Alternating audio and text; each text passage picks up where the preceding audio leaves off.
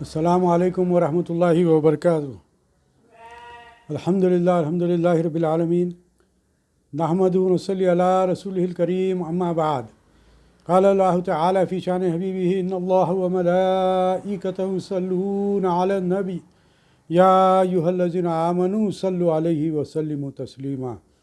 اللہم صل علی سیدنا نبینا شفیعنا حبیبنا و مولانا محمد وبارک وسلم۔ ناظرین اکرام، الحمدللہ ثم الحمدللہ کہ اللہ تبارک و تعالیٰ کے فضل و کرم سے آج ہم سورہ بقرہ کی 62ویں آیت کی تلاوت کا شرف حاصل کریں گے اور اس کا لفظی ترجمہ، پھر ترجمہ اور اس کی تفسیر بیان کریں گے۔ اللہ تبارک و تعالیٰ سے دعا ہے کہ وہ ہماری مدد فرمائے اور ہم سے حق بات کا اظہار کرنے میں مدد کرے۔ اللہ تبارک و تعالیٰ قرآن مجید میں ارشاد فرما رہا ہے کہ فاعوذ باللہ من الشیطان الرجیم بسم اللہ الرحمن الرحیم ان الذین آمنوا والذین ہادوا والنصارى والصابئین من آمن باللہ والیوم الآخر وعمل صالحا فلہم اجرہم عند ربہم ولا خوف علیہم ولا هم یحزنون۔ اس کا لفظی ترجمہ سماعت فرمائیے کہ انا بے شک الذین وہ لوگ جو آمنو ایمان لائے، والذین اور وہ لوگ جو ہادو یہودی ہوئے، والنصارى اور نصارہ، والصابئین اور صابی یعنی کہ بے دین، من ان میں سے جو بھی آمنا ایمان لایا، باللہ اللہ کے ساتھ، والیوم الآخری اور یوم آخرت کے ساتھ، وعملا اور عمل کیے، صالحا نیک، فلہم تو ان کے لیے، اجرہم ان کا اجر ہے، عند ربہم ان کے رب کے پاس، ولا خوف اور نہ کوئی خوف ہوگا، علیہم ان پر، ولا هم یحزنون اور نہ وہ غمگین ہی ہوں گے۔ آئیے اس کا ہم ترجمہ پڑھتے ہیں۔ سمجھ فرمائیے کہ ترجمہ اس طرح ہے کہ بے شک ایمان والے نیز یہودیوں اور نصرانیوں اور ستارہ پرستوں میں سے، والصابئین یعنی کہ ستارہ پرستوں میں سے، وہ کہ جو سچے دل سے اللہ اور پچھلے دن پر ایمان لائیں اور نیک کام کریں، ان کا ثواب ان کے رب کے پاس موجود ہے اور نہ انہیں کچھ اندیشہ ہوگا اور نہ کچھ غم۔ اس آیت کا پچھلی آیتوں سے چند طرح کا تعلق ہے۔ ایک یہ کہ قرآن کریم کا قاعدہ ہے کہ کفر کے بعد ایمان اور غضب و قہر کے بعد لطف و مہر کا ذکر فرماتا ہے۔ اب تک یہود کے کفر اور ان پر غضب کا ذکر تھا، یعنی کہ اب تک جتنے بھی آیتیں ہم نے تلاوت کی ہے، جو معنی و مفہوم اس کا جو سامنے آیا وہ اس طرح۔ اب یہاں پر ایمان اور رحمت رب کا ذکر فرمایا، کیونکہ ہر چیز اپنی ضد سے پہچانی جاتی ہے۔ دوسرے یہ کہ پہلے ہلاک کرنے والے عیوب کا ذکر ہوا اور اب نجات دینے والے صفات کا، تاکہ یہود وغیرہ ان سے توبہ کر کے یہ صفات اختیار کریں۔ طبیب کامل دوا اور پرہیز دونوں بتاتا ہے۔ طبیب جو ہوتا ہے وہ کامل دوا بتاتا ہے اور اس کے ساتھ پرہیز بھی بتاتا ہے اور وجہ مرض بھی جتاتا ہے۔ تاکہ اس سے بیمار آئندہ دور رہے۔ تیسرے یہ کہ پہلے بتایا گیا کہ یہود غضب الہی کی آگ کے مستحق بن چکے ہیں۔ اب فرمایا جاتا ہے کہ اس آگ کو بجھانے والا رحمت کا پانی بھی ہے۔ اگر یہ لوگ اب بھی اس دریا میں غوطہ لگائیں تو ہم ان کے سارے گناہ معاف کر دیں گے۔ اب بھی وقت ہے۔ چوتھے یہ کہ اس سے پہلے غضب کے اسباب کا ذکر ہوا کہ قتل انبیاء وغیرہ وہ جرم تھے جس سے صدہا بیماریاں پیدا ہو گئیں۔ اب رحمت کے اسباب کا ذکر کیا جا رہا ہے کہ ایمان اور نیک کام وہ تریاق ہے جس سے سخت زہریلے سانپ یعنی کفر کا بھی زہر اتر جاتا ہے۔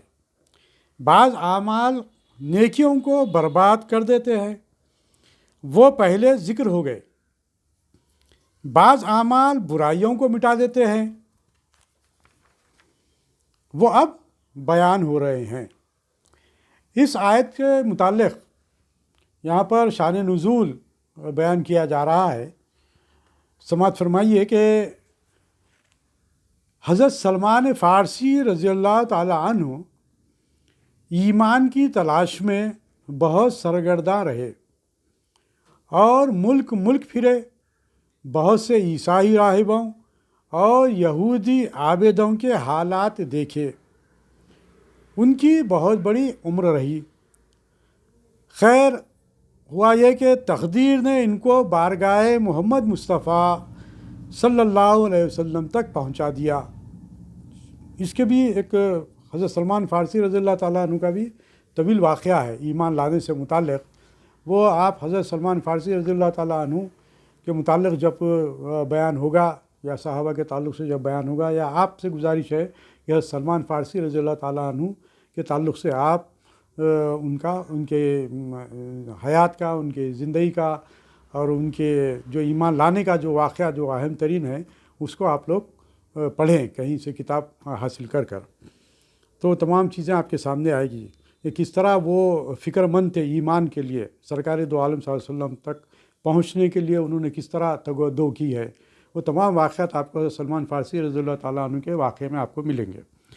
بہرحال جب تقدیر نے ان کو بارگاہ محمد مصطفیٰ صلی اللہ علیہ وسلم تک پہنچا دیا اور یہ اسلام سے مشرف ہو گئے تو انہوں نے حضور علیہ السلام کی خدمت میں عیسائی راہبوں اور عیسائی عابدوں کی سخت عبادات اور ان کے استدراج یعنی کہ کرامات کا ذکر فرمایا جو انہوں نے خود دیکھی تھی۔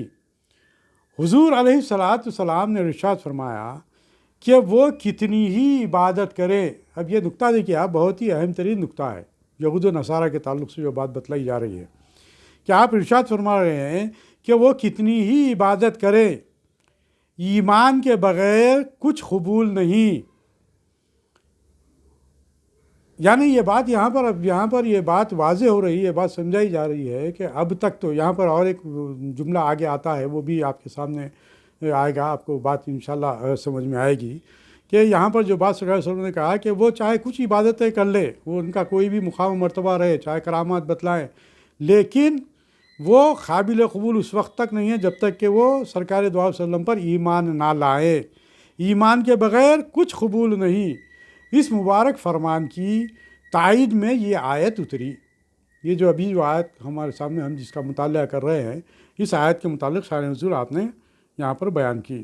اس کے اترنے پر حضور علیہ السلام نے حضرت سلمان فارسی رضی اللہ تعالیٰ عنہ سے فرمایا کہ یہ آیت تمہارے اور تمہارے ساتھیوں کے بارے میں اتری۔ جو شخص، اب یہاں پر دیکھیے، جو شخص دین عیسوی پر مرے، جو شخص دین عیسوی پر مرے اور ہماری تشریف آوری سے بے خبر رہے، یہ جملہ غور سے سماعت فرمائیے کہ جو شخص دین عیسوی پر مرے اور ہماری تشریف آوری سے بے خبر رہے، وہ تو خیر پر ہے۔ یعنی کہ ان عیسائیوں تک، ان یہودیوں تک سرکار دو عالم صلی اللہ علیہ وسلم کی آمد کا ذکر نہیں آیا، وہ اس بات سے واقف نہیں ہوئے، اور وہ یہودی ہو کر یا نصرانی ہو کر مرے تو ان کے لیے تو ان کا خاتمہ بخیر ہے۔ لیکن اگر یہاں پر جو بات بتلائی جا رہی ہے، لیکن اگر جو ہمارا نام سن کر پھر ایمان نہ لائے وہ ہلاک ہوگا۔ بات سمجھ میں آئی؟ بات یہاں پر وضاحت سے بات کی جا رہی ہے کہ جو بھی یہودی اور نصرانی یا پھر صابئی یا پھر سرکار دو عالم صلی اللہ علیہ وسلم کے زمانے میں جتنے مشرکین تھے، چونکہ اہل کتاب کی اہمیت اس وجہ سے ہے کہ ان کے پاس اللہ تبارک و تعالیٰ کے پیغمبر آئے، جو بنی اسرائیل ہے ان کے پاس پیغمبر آئے، ان کے پاس کتابیں آئی، اور وہ تمام چیزوں کو پیش نظر رکھتے ہوئے اگر ان کا خاتمہ میرے سے پہلے یعنی کہ میرے آنے سے پہلے ہو گیا، یا پھر میری آمد کے بعد بھی ان تک اس بات کی خبر نہیں پہنچی اور ان کا انتقال ہوا، تو یہ سمجھے کہ ان کا خاتمہ بخیر ہوا۔ لیکن جن تک یہ بات پہنچ گئی کہ میری آمد ہو چکی ہے، میں خاتم النبیین بن کر مبعوث ہو چکا ہوں، رسول اللہ بن کر مبعوث ہو چکا ہوں، تو لہٰذا اب یہ فریضہ بنتا ہے کہ وہ تمام لوگ مجھ پر ایمان لائے، اور اگر ایمان نہیں لاتے ہیں تو پھر وہ ہلاک ہوں گے۔ اس بات سے آپ اندازہ لگا لیجئے۔ اور اس بات کو بھی میں آپ کے سامنے رکھنا چاہتا ہوں کہ جیسا کہ ایک عام نظریہ ہے، میں اس کی نفی کرتا ہوں۔ جیسا کہ عام نظریہ کیا نظریہ ہے کہ اہل کتاب، جو اہل کتاب ہے ان سے نکاح جائز ہے، یہ عام جیسا نظریہ پھیلا دیا گیا کہ جو اہل کتاب ہیں۔ میں آپ سے عرض کرنا چاہتا ہوں کہ جتنے بھی مسلم علماء کرام اور مشائخین نے اس بات کی تصدیق کر دی اور اس بات کا اعلان کر دیا کہ نہ وہ توریت اصلی حالت میں ہے اور نہ ہی انجیل اصلی حالت میں ہے، تمام منحرف ہو گئے ہیں، تمام میں انحراف ہو گیا ہے، اس کے اندر تبدیلیاں آ چکی ہے، تو نہ کتاب ہی اصل میں ہے تو پھر اہل کتاب کس طرح اصل ہوں گے؟ پھر دوسری بات یہ کہ وہ جو اہل کتاب تھے وہ پیغمبر پر یقین رکھتے تھے، ان پر ایمان رکھتے تھے اور توحید پرست تھے، اس وقت تک ان کا معاملہ صحیح تھا۔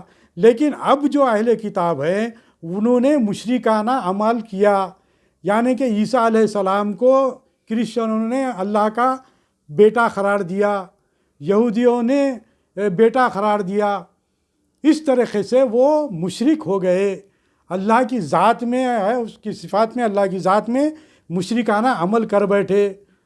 تو اس وجہ سے وہ آج یہود و نصارہ تو ہیں، لیکن وہ بنی اسرائیل نہیں ہیں جو سرکار دو عالم صلی اللہ علیہ وسلم کی آمد سے پہلے تھے، لہٰذا ان سے نکاح ناجائز ہے، ناجائز ہے۔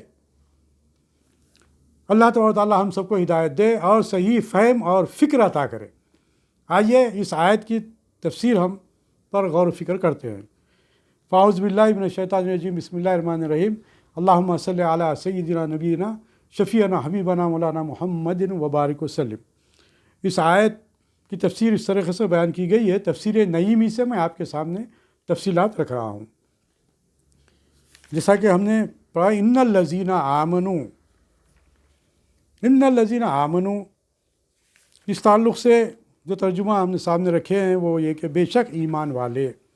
یہاں پر جو تفسیر بیان کی جا رہی ہے وہ یہ کہ اس سے یا تو منافقین مراد ہیں جو کہ صرف زبان سے ایمان لائے تھے نہ کہ دل سے، اور ان کو منافق اس لیے نہ کہا تاکہ معلوم ہو کہ نام کا ایمان کام نہیں دے گا، یا وہ یہودی اور عیسائی مراد ہیں جو کہ حضور صلی اللہ علیہ وسلم پر بیشتر عیسیٰ علیہ السلام وغیرہ پر ایمان لائے اور خرافات سے بچے رہے، جیسے قیس ابن ساعدہ، بحیرہ راہب، حبیب نجار، زید ابن عمر ابن طفیل، ورقہ ابن نوفل اور سلمان فارسی، ابو ذر غفاری رضی اللہ تعالیٰ عنہما۔ یہ دو صحابی ہوئے ہیں اور وہ لوگ جو ہے عیسائی مذہب پر رہے۔ چونکہ سرکار صلی اللہ علیہ وسلم کے آ جانے سے پہلے کے یہ لوگ رہے ہیں۔ وفد نجاشی وغیرہ، یا اس سے مخلص مومنین اہل اسلام مراد ہے۔ اس جگہ ان کا گزشتہ ایمان سے ایمان مراد ہے۔ آئندہ جو کہا گیا کہ من آمنا باللہ میں مستقبل کا ایمان، یعنی خاتمہ بالخیر حاصل ہونا، یعنی جو فی الحال ایمان لے آئے اور ایمان پر وفات پا گئے۔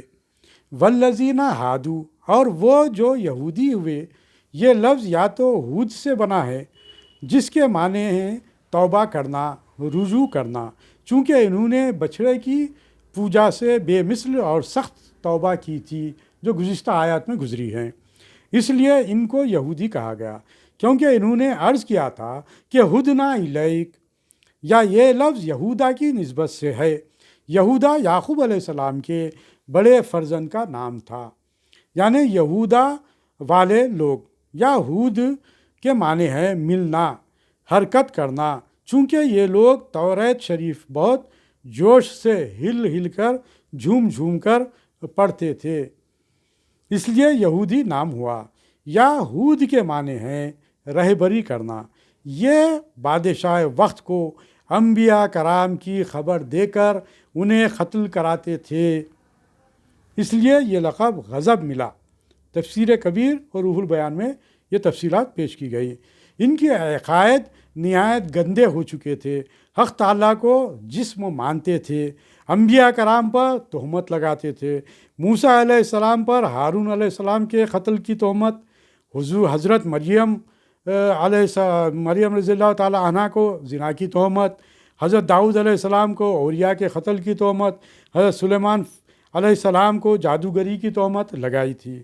انہوں نے توریت کو بدلا۔ یہ تمام چیزیں دیکھیے آپ سامنے آ رہے ہیں، غور و فکر کریں تو تمام باتیں ہمارے سامنے آ رہی ہے کہ ان لوگوں کے کیا اعمال رہے اور کس طرح انہوں نے تحریف کی ہے توریت میں۔ حضور علیہ السلام کی نعمت کی آیتوں کو صاف بگاڑ دیا۔ جو سرکار صلی اللہ علیہ وسلم کے تعلق سے توریت میں جو بیانات آئے، جو بیان اللہ تعالیٰ نے کیا تھا، جو صفات حمیدہ توریت میں جو بیان کیے گئے تھے، اس میں اس کو صاف طور پر بگاڑ دیا، اس پہ تحریف کر دی۔ یہ یہودی نبی کو محض ایلچی مانتے تھے۔ یہ بھی بہت اہم نکتہ ہے۔ اکثر یہ بات سننے میں آتی ہے کہ سرکار دو علیہ وسلم تو وہ رسول تھے، وہ پہنچانے والے تھے، ایک پیغام پہنچا دیے۔ یہ انتہائی غلط عقیدہ ہے، اس سے ہم کو محفوظ رکھنا چاہیے۔ سرکار دو علیہ وسلم کا مقام و مرتبہ بعد از خدا بزرگ تو ہی قصہ مختصر۔ الحمدللہ، اللہم صلی علی سیدنا نبینا شفیعنا حبیبنا مولانا محمد وبارک وسلم۔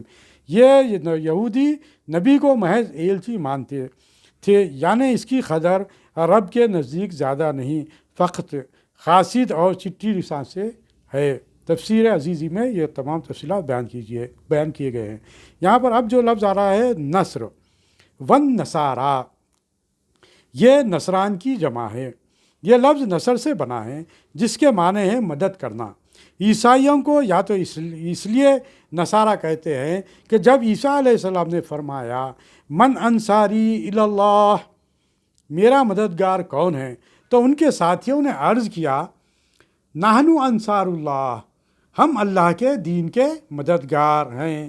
جیسے صحابہ کرام کی ایک جماعت کا نام انصار ہے، ہم بھی جو سرکار صلی اللہ علیہ وسلم جب ہجرت کر کے مدینہ شریف پہنچے تھے تو مدینہ شریف کے جو صحابہ کرام ہیں، سرکار صلی اللہ علیہ وسلم کی مدد کی، اور جو صحابہ کرام یہاں سے لٹے پیٹے تمام چیزوں کو چھوڑ کر مکے سے ہجرت کر مدینہ پہنچے تھے تو ان کی مدد کی تھی۔ یعنی کہ سرکار صلی اللہ علیہ وسلم کی اور صحابہ کرام کی مدینہ کے اصحاب نے مدد کی تھی، اس لیے انہیں انصار کہتے ہیں۔ الحمدللہ ثم الحمدللہ۔ اس کے بعد آتے ہیں من آمنا، جو آگے بیان کیا گیا من آمنا، یہاں صحیح اور سچا ایمان یا خاتمے کے وقت کا ایمان مراد ہے، ورنہ ہر کافر اپنے کو مومن سمجھتا ہے۔ باللہ، اللہ پر ایمان لانے میں اس کی ذات و صفات اور اس کے رسولوں پر ایمان لانا بھی داخل ہے۔ اگر اس کی صفت کا بھی انکار کیا گیا یا اس کے لیے کوئی عیب مانا گیا یا اس کے کسی نبی کا انکار کیا گیا تو اللہ پر ایمان حاصل نہ ہوگا۔ لہذا یہودی، عیسائی، صابئی جو اس آیت میں جن کا ذکر کیا گیا، وغیرہ کوئی بھی اللہ پر ایمان نہیں رکھتے، کیونکہ یہ اس کے پیغمبروں کے منکر ہیں، یعنی کہ یہ لوگوں نے سرکار دو علیہ وسلم کا انہوں نے انکار کیا۔ اور اس کے لیے جیسا کہ ان کا جو عقیدہ ہے وہ بات یہاں پر بتائی گئی، جیسا کہ آپ کے سامنے میں نے بات رکھی کہ بیٹا قرار دیا گیا، بیوی قرار دیا گیا، بی مریم علیہ السلام کو، وغیرہ وغیرہ۔ والیوم الآخری، اس سے قیامت کا دن مراد ہے، اور جنت، دوزخ، حساب اور کتاب اور سارے احکام شرعیہ پر ایمان لانا اس میں داخل ہے۔ جو شخص ان میں سے ایک کا بھی انکار کر دے وہ در حقیقت قیامت کا منکر ہوگا۔ مثلا جو آدمی نماز کا منکر ہے وہ قیامت کے دن اس کے حساب و کتاب کا قائل نہیں۔ لازم بات ہے کہ جو اس کے ذہن میں اس کے بات نہیں ہے کہ اللہ تبارک و تعالیٰ کو اس کا حساب کتاب دینا ہے، تو ایسا ہی لوگ جو ہوں گے وہ نماز نہیں پڑھیں گے۔ اگر ایک نماز بھی اگر نہیں پڑھتے ہیں تو ان میں نقص ہے، خرابی ہے، لہٰذا وہ صحیح معنی میں قیامت کا قائل نہیں۔ ان دو لفظوں میں ساری ایمانی باتیں داخل ہو گئی ہے۔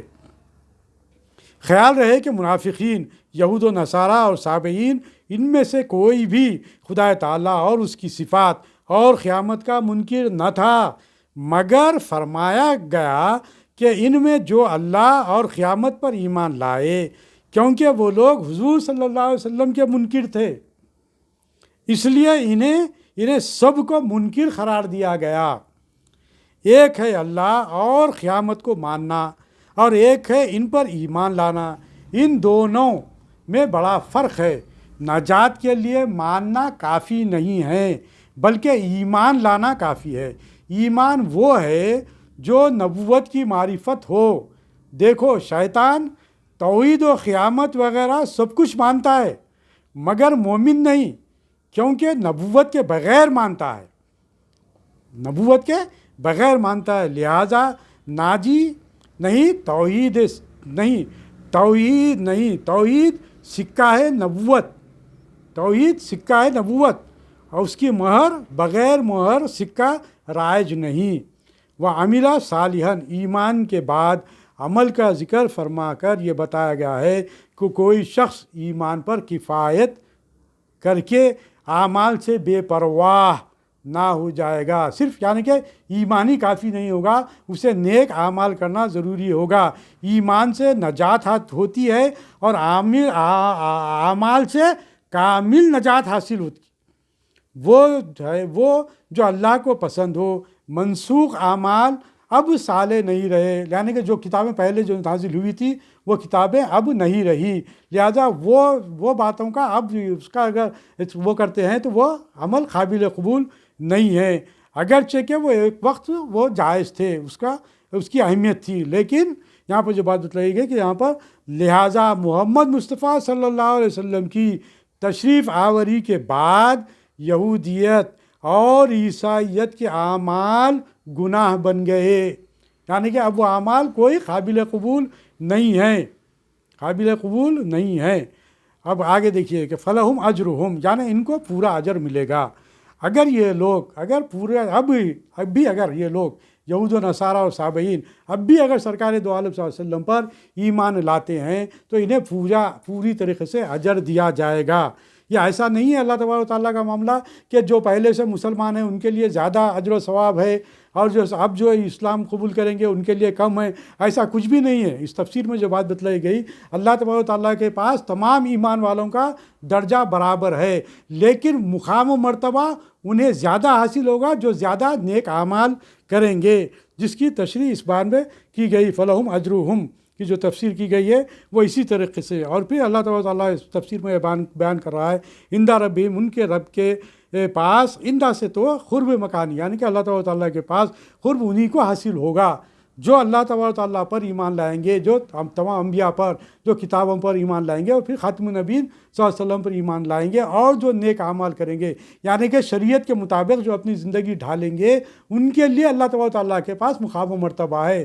ان اکرمکم عند اللہ اتقاکم، جو متقی و پرہیزگار رہے گا اسی کا درجہ اللہ تبارک و تعالیٰ کے پاس اعلیٰ ہے۔ تو یہاں پر وہی بات بتلائی گئی کہ اللہ تبارک و تعالیٰ کے پاس کسی کو اگر اجر و ثواب زیادہ اگر حاصل ہوتا ہے، مقام و مرتبہ حاصل ہوتا ہے، تو تقوی کی بنیادوں پر حاصل ہوگا۔ اور پھر جو لوگ اس قسم کا جو ایمان رکھتے ہیں انہیں کسی قسم کا نہ ڈر ہوگا نہ خوف ہوگا، اس بات پر کہ اب بھی اگر وہ ایمان لا لیں، حالانکہ گو کہ ڈر اس بات کا ہو رہا تھا ان لوگوں کو کہ اب ہماری اتنی عمر تو یہودیت میں گزری یا نصرانیت میں گزری یا صحابئی کی حیثیت سے گزری، بے دینی میں گزری، اور ہم جو ایسے یعنی کہ اللہ تعالیٰ کے خلاف نافرمانی میں ہمارے یہ جو اعمال گزرے ہیں، اس کی وجہ سے کہیں ہم پر کوئی عذاب تو نہ آ جائے پھر سے۔ تو یہ جو خدشہ تھا، اللہ تعالیٰ نے اس خدشے کو دور کر دیا کہ اگر تم ایمان اب بھی اگر لا لیتے ہو اللہ تعالیٰ پر اور سرکار دو علیہ وسلم پر اور سرکار وسلم کی لائی ہوئی شریعت پر ایمان لا لیتے ہو اور اس پر عمل پیرا ہو جاتے ہو، تو پھر تمہیں کسی قسم کا نہ ڈر نہ ہوگا، نہ کسی قسم کا خوف۔ تمہیں جو نیک عمل کرنے والا مومن مسلمان رہے گا، اسی طرح تمہیں بھی درجہ و مقام حاصل ہوگا۔ اس آیت میں ہمیں جو تفصیلات جو ہمارے سامنے آتی ہے وہ یہی ہمارے سامنے آتی ہے، جو رہبری کرتی ہے وہ یہی ہے کہ بغیر ایمان کوئی عمل قبول نہیں۔ پہلی چیز تو یہ ہے کہ ایمان لانا ضروری ہے، ایمان لانے کے بعد عمل ضروری ہے۔ تو ایمان بنیاد ہے، ایمان لانے کے بعد عمل ضروری ہے، بغیر جیسا کہ والعصر ان الانسان لفی خسر الا الذین آمنوا وعملوا الصالحات، جو کہا گیا کہ ایمان لانا، ایمان والے اور پھر نیک عمل کرنے والے۔ تو صرف ایمان لانے سے نجات تو ملے گی، لیکن وہ مقام و مرتبہ جو حاصل ہوگا اللہ تعالیٰ کے پاس وہ عمل سے ہوگا۔ یعنی کہ اعمال پانی، فرض کیجئے جیسا کہ بات کہی ہے کہ ایمان جڑ ہے اور اعمال پانی، جڑ کٹنے کے بعد پانی دینا بیکار ہے، یعنی کہ ایمان نہیں ہے لیکن آپ نیک اعمال کرتے چلے جا رہے تو اس سے کوئی فائدہ حاصل ہونے والا نہیں ہے۔ ایمانیات پر ایمان لانا ضروری ہے، ایک کا بھی انکار کفر ہے، یعنی کہ جو بھی ایمانیات میں داخل ہیں ان تمام پر ایمان لانا ضروری ہے، کسی ایک کا بھی انکار کریں گے تو وہ کافر قرار دیے جائیں گے۔ اس بات کو ہم کو پیش نظر رکھتے ہوئے ہم کو اپنی زندگی گزارنا ہے کہ ہم کامل ایمان والے بنیں۔ اس کے لیے ہم اللہ تعالیٰ کے حضور ہمیشہ استغفار کرتے رہے، اپنے گناہوں سے توبہ مانگتے رہے، اور حقیقی ایمانی کیفیت ہمارے اندر پیدا ہو جائے، اس کے لیے ہم محنت کریں، اس کے لیے کوشش کریں۔ اس کے لیے ضرورت کیا ہے؟ اس بات کے لیے قرآن سے جڑیں، قرآن کا مطالعہ کریں، قرآن کے مطالب اور مفہوم کو سمجھنے کی کوشش کریں، اور اس کے لیے سرکار دو عالم صلی اللہ علیہ وسلم کی سیرت کا جاننا بہت ضروری ہے۔ سرکار صلی اللہ علیہ وسلم کی سیرت کو جب تک نہیں جانیں گے، سرکار دو علیہ وسلم کی احادیث سے جب تک واقفیت حاصل نہیں کریں گے، قرآن کو سمجھنا آپ کے لیے مشکل ہوگا۔ اسی لیے ہم بار بار اس بات کی ہم آپ لوگوں سے گزارش کرتے ہیں کہ قرآن سے جڑیے، اللہ تعالیٰ سے دعا کریے۔ آج ہم دعا کرتے ہیں اللہ تعالیٰ سے کہ اے باری تعالیٰ، ہمیں بھی ایسا ایمان عطا فرما جس ایمان والے کو تو پسند کرتا ہے، ہمیں بھی ایسے اعمال صالح کرنے کی صلاحیت اور ہماری کوشش کرنے والا بنا دے جس سے کہ تو راضی ہو جاتا ہے۔ تیری رضا ہمارے لیے ضروری ہے۔ اللہ تعالیٰ سے دعا ہے کہ اے باری تعالیٰ تو ہماری دنیا اور آخرت دونوں سنوار دے اور ہمیں عذاب جہنم سے محفوظ رکھ۔ بفضل سبحان ربک رب العزت عما یصفون وسلام علی المرسلین والحمد للہ رب العالمین۔